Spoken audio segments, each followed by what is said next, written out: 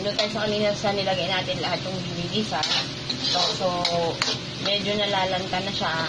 Mas okay kung medyo madudurog-durog yan sila. So, pipisat-pisat nyo. Kasi yan yung magbibigay ng body dun sa sauce natin.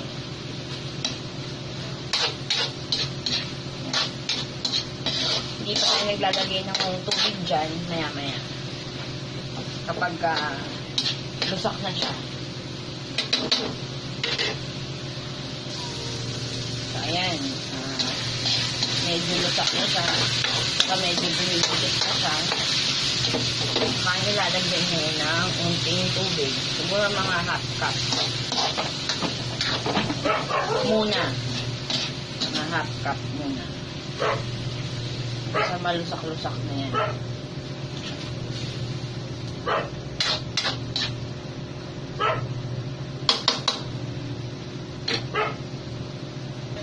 Ayan. Lalagyan natin siya ng tomato paste. Mga 70 grams. Hindi siya kita.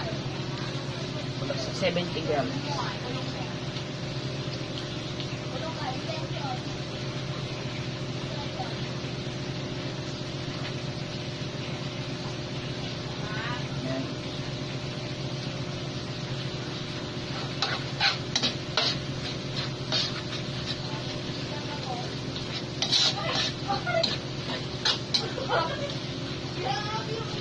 Yan yung kinain ng mga kamatis yung yan, kailangan lusakin nyo sa ganito mapapakain nyo yung mga anak nyo ng gulay kahit palit yan.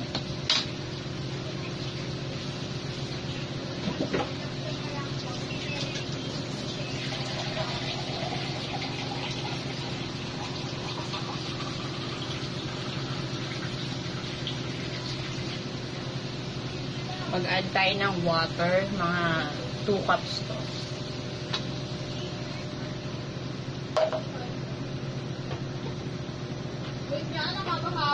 Tomato sauce. Ay, tomato sauce. Toyo pala. Soy sauce pala. Soy sauce. Mga 3 tablespoon yun.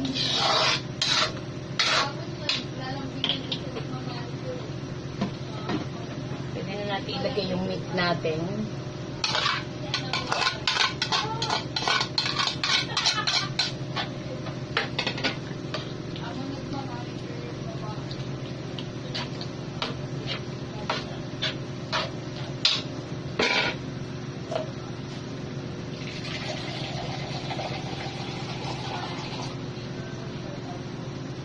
Add tayo ng another cup. Bali, 3 cups of water. Yun lang yung pinaka-water na dinagdag natin dyan.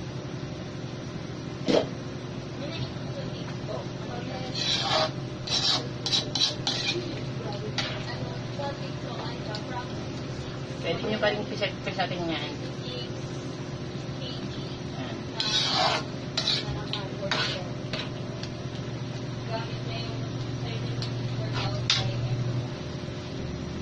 And now, lalagay tayo ng salt.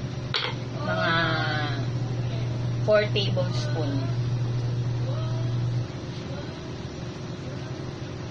Mga 4 tablespoon yan.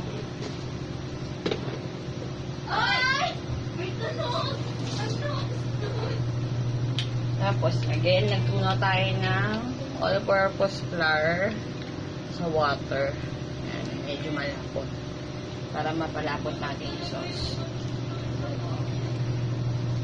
Dahan-dahan yung pag-add.